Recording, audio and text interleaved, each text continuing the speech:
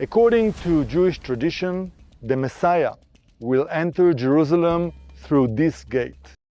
The eastern gate of the Temple Mount. It has been blocked and sealed like this for close to 1,000 years. In 1541, one of the most powerful rulers on earth sealed a gate and filled the ground in front of it with graves, not to honor the dead, to stop a prophecy.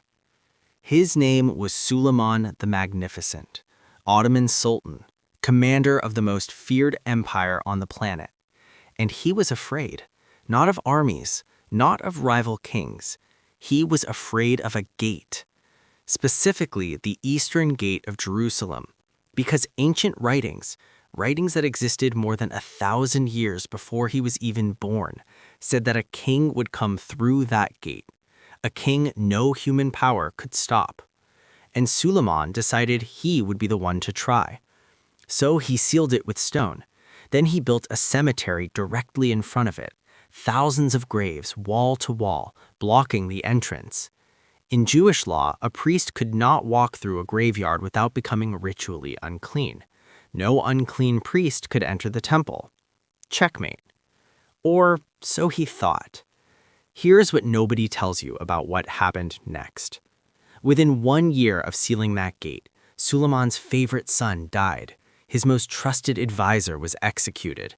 His empire, which had been expanding for decades without stopping, suddenly froze, never grew again. The man who tried to outsmart a prophecy was stopped in his tracks.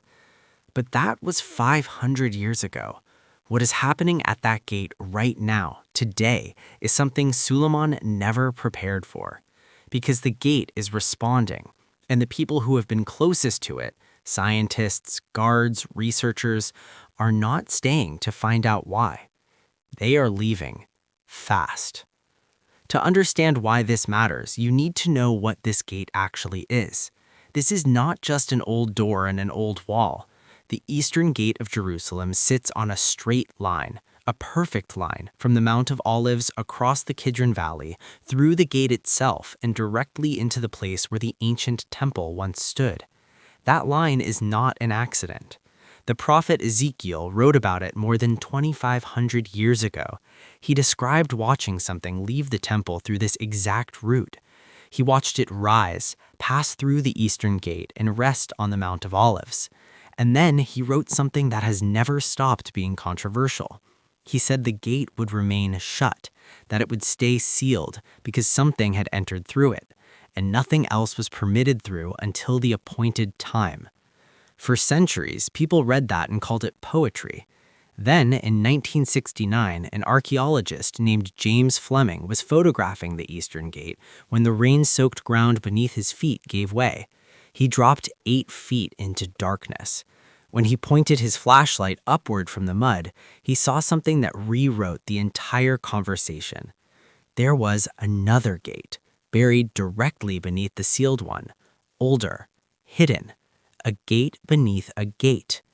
The lower gate dated back to the time of Jesus, which means the sealed gate visible today is not the original. It is the second gate, built directly on top of the first. One gate already fulfilled, one gate still waiting. And here is the part that changes everything. 3 days ago, something began happening to it that has never been recorded before. Her name is Sarah Chen. She has worked as a tour guide at the Temple Mount for 15 years. She knows every stone, every crack, every shadow the wall throws at different times of day. So when something changed, she noticed immediately. She was leading a sunrise group when she heard it, a sound coming from inside the wall. Not wind, not settling stone, something rhythmic, something that did not belong. She pressed her hand against the surface. The stone was warm. Not from the sun. The sun had not reached that side of the wall yet.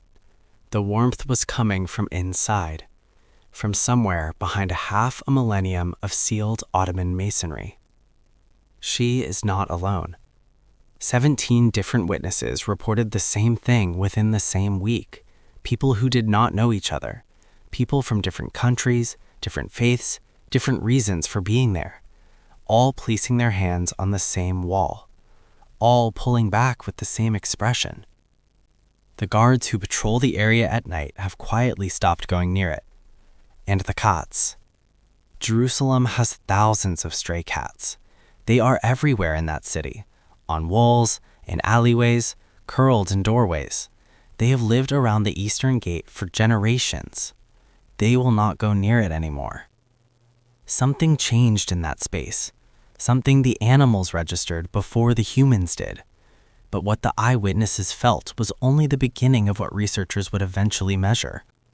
Because when the equipment arrived, when the instruments were set up and the readings came back, the scientists looked at the numbers, and then they looked at each other. Dr. Rebecca Harrison was not looking for a miracle. She was a seismologist, a scientist who measures ground movement for a living. She had spent her career finding rational explanations for things that frightened people: tremors, vibrations, shifting earth. She was called to the Eastern Gate to do exactly that, find the rational explanation.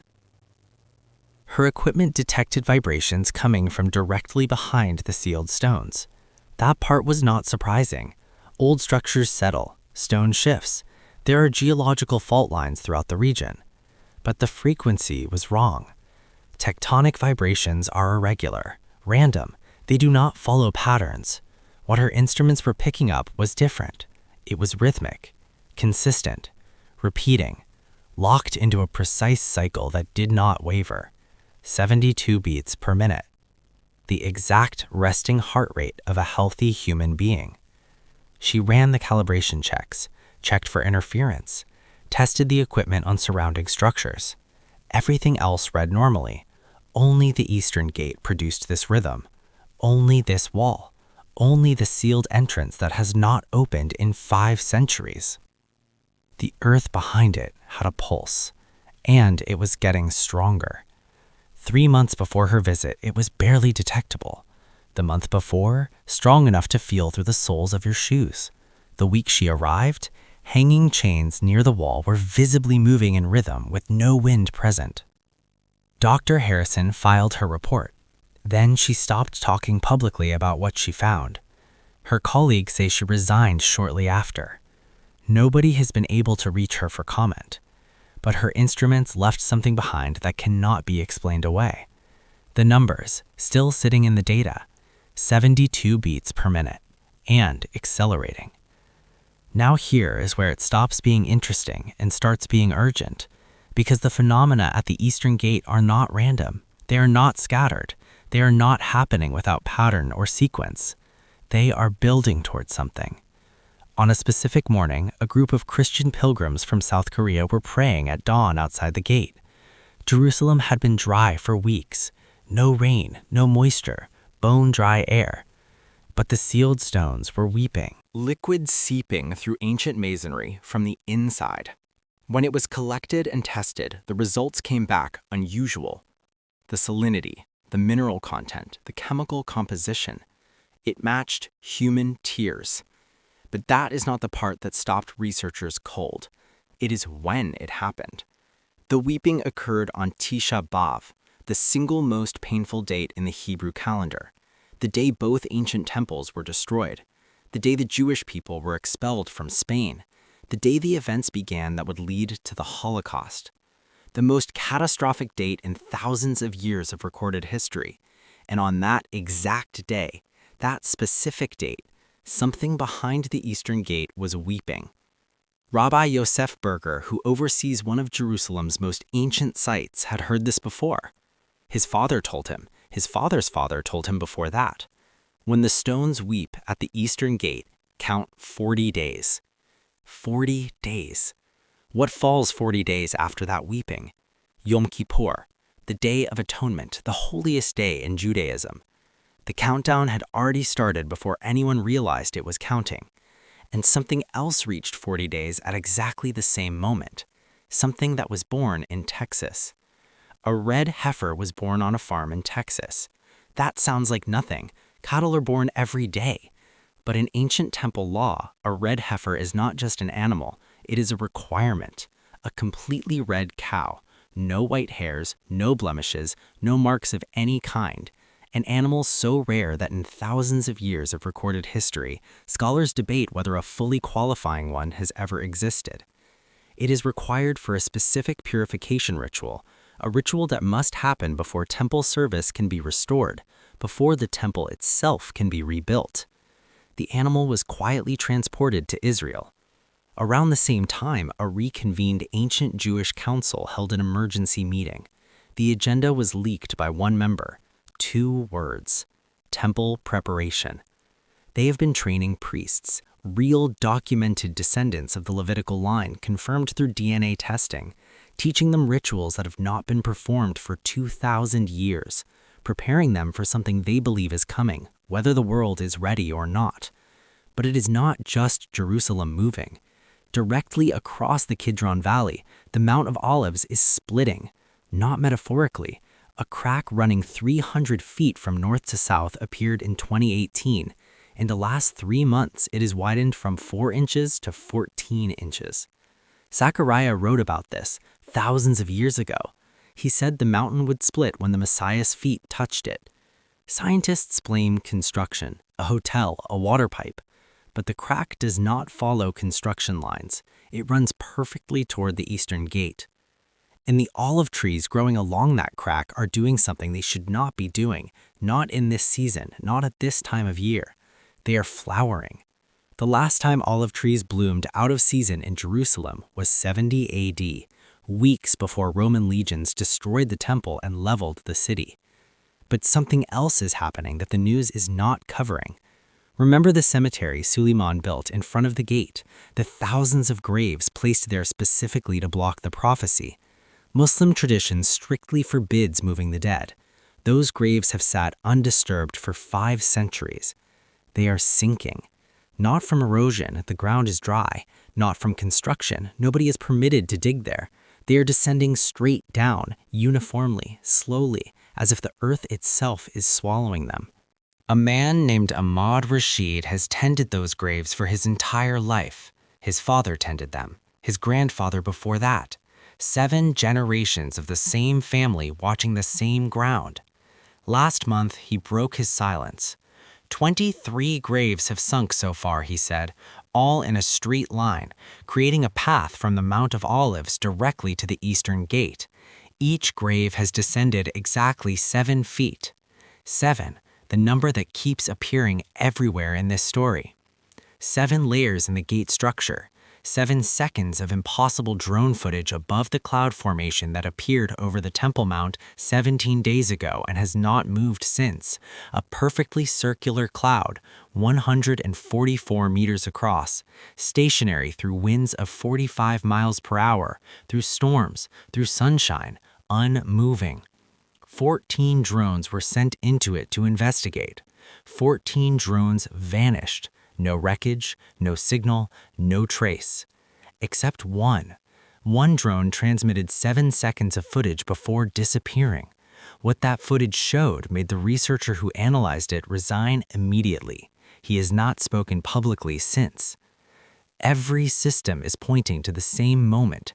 Geological, astronomical, biological, ancient texts written thousands of years apart by people who never met each other, modern instruments operated by scientists who started as skeptics and ended as something else entirely, all of it converging on the same location, the same gate.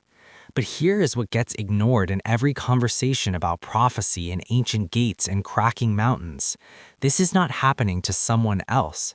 Right now, while researchers argue over data and authorities hold closed-door meetings and drone footage sits locked in classified folders, something is being offered to every person watching. Not a front-row seat to history, a choice. There is an old pattern buried in every major turning point in recorded history. It is easy to miss because it is uncomfortable, but it is there every single time. Before the flood, there was warning. Before Sodom, there was warning. Before Jerusalem fell in 70 AD, there was warning. People heard it. Most of them continued with their normal lives. They had bills to pay, opinions to defend, reputations to protect. The warning felt abstract, distant, something for other people to worry about. Until it was not.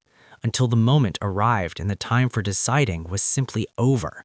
Not dramatically, not with a final chance to reconsider, just over. The pattern is not meant to frighten. It is meant to inform, because every single time the warning came, the people who paid attention had time to prepare, time to respond, time to position themselves on the right side of what was coming. That time is not unlimited, and something happening beneath the Eastern Gate right now suggests it is running shorter than anyone realizes, because the ground beneath Jerusalem is not just cracking, it is opening. Ground-penetrating radar operated from outside the restricted zone detected something nobody expected. Directly beneath the Eastern Gate, sealed in solid bedrock, no tunnels leading to it, no passages connecting to it, no way in or out, a chamber. And it is not empty.